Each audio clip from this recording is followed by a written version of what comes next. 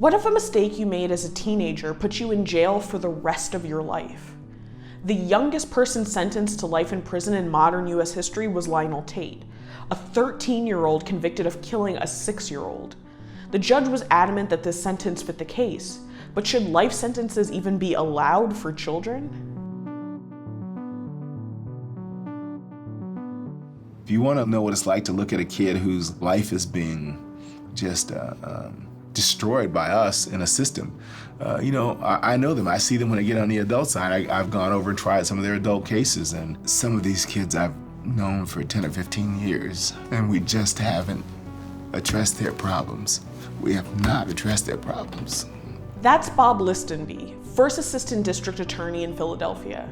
In 2016, Pennsylvania had the most young people of any state serving sentences of juvenile life without parole, and Philadelphia had more juvenile lifers than any county in the US. The tough-on-crime attitude of the 80s and 90s brought reforms that allowed states to punish youth with adult sentencing and mandatory minimum sentences, including life without parole. These sentences were based on the idea that some young people are incorrigible and fundamentally incapable of rehabilitation.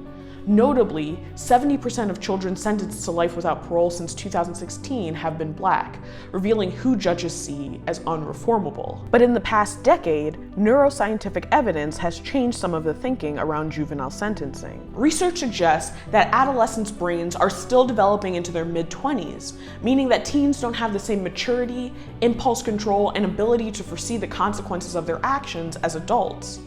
As they get older, people develop these cognitive abilities, making them more capable of reform and rehabilitation. With that in mind, a series of US Supreme Court rulings declared that in nearly all cases, sentencing juveniles to life without parole is unconstitutional.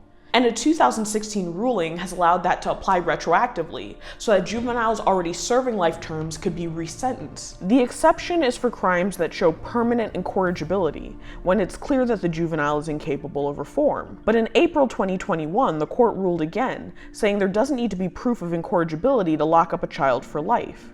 Instead, it's at each state's discretion. Some saw this as a blow to juvenile justice reforms. But even the earlier ruling wasn't a get-out-of-jail-free card. The ruling only applied to those who were sentenced to life without parole. It didn't necessarily apply to people who would eventually be eligible for parole, even if they weren't eligible for 50 years or longer.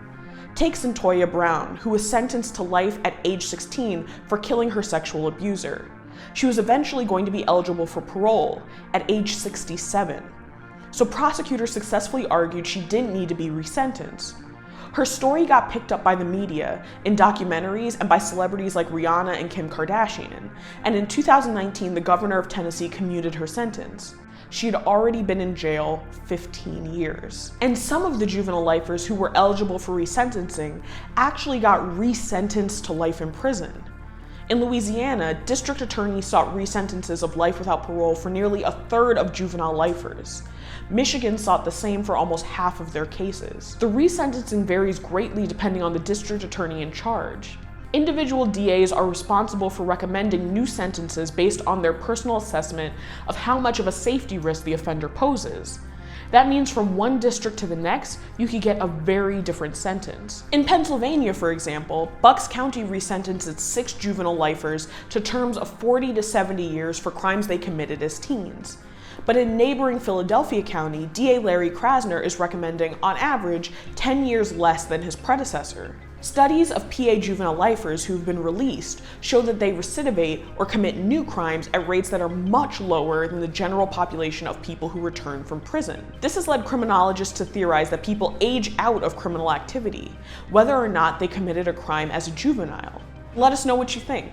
How do we know if someone is capable of change, and who should get to make that decision? To hear more about Krasner's policies, watch Philly DA, a docuseries about trying to change the justice system from the inside. Stream it on the PBS Video app.